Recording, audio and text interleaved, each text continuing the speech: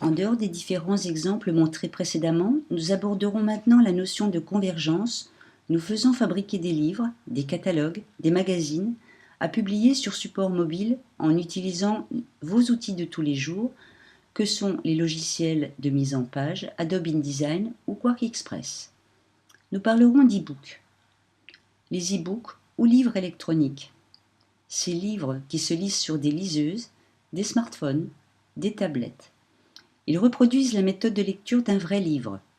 Cependant, il ne faut pas confondre le PDF et l'e-book. Comme nous l'avons vu précédemment, le PDF placé sur un périphérique mobile n'en fait pas pour autant un e-book. Le PDF comporte une mise en page fixe. Son contenu, en fonction de l'écran qui le lit, n'est pas redistribué.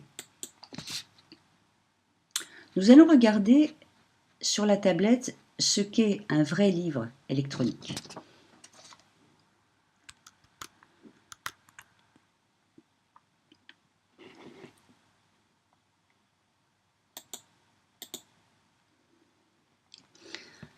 Donc pour lire un livre sur une tablette, nous allons lancer l'application qui permet de faire cela.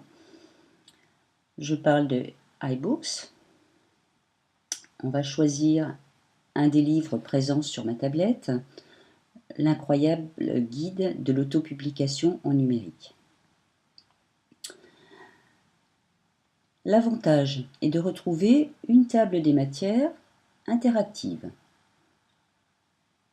Cette table des matières va nous permettre d'accéder directement au chapitre qui nous intéresse. Comme vous pouvez le constater, il est possible d'annoter, de surligner certains passages du livre. Ces passages, il sera possible de les transmettre de différentes manières, soit de communiquer avec les réseaux sociaux, soit d'envoyer directement le texte par mail.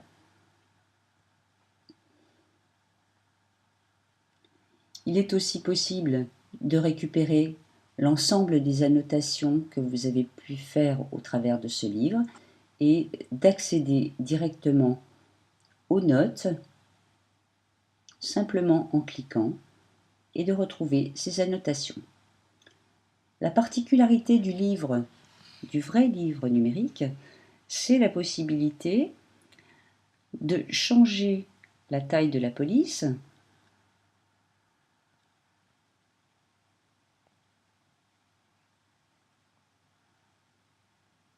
Il est possible d'augmenter la taille du texte, de réduire la taille du texte.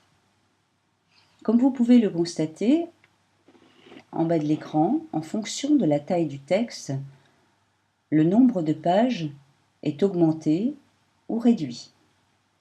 Il est également possible, si vous le souhaitez, de changer le type de police qui s'affichera à l'écran pour faciliter la lecture. Il sera également possible de changer la couleur du fond de l'écran et de passer en mode nuit si vous le souhaitez.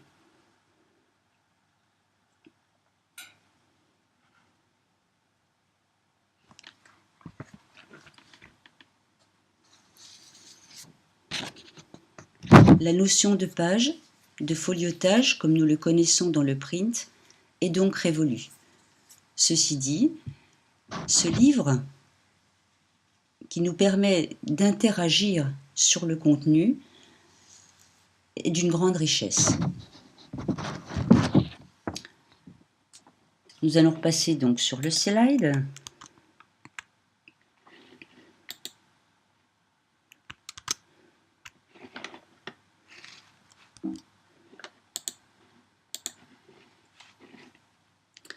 Et nous interroger sur notre métier, puisqu'aujourd'hui, on sait que le concepteur print devra sortir de ses habitudes de mise en page fixe, comme nous venons de le voir, et accepter que la page qu'il a conçue soit modifiée en fonction du support sur lequel elle s'affiche.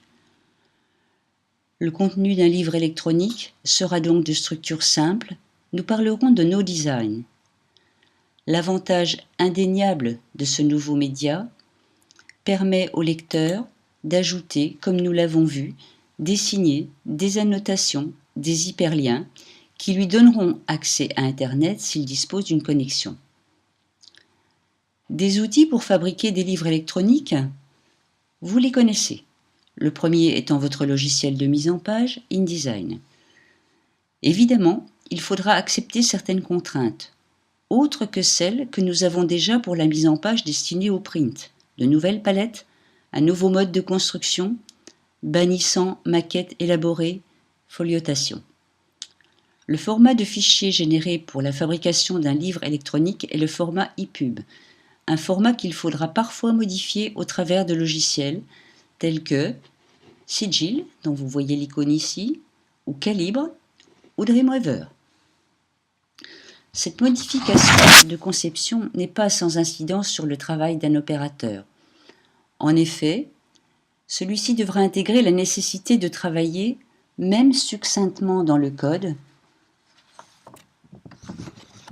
puisque en tâche de fond, et même si lorsque nous fabriquons le livre sur InDesign nous ne le soupçonnons pas, les livres électroniques utilisent le langage HTML et les CSS. Concernant le coût de fabrication d'un livre imprimé par rapport au livre numérique, une étude a été réalisée par Le Motif. Prenez le temps de vous rendre sur le site lemotif.fr. Les résultats de cette étude ne peuvent que vous intéresser.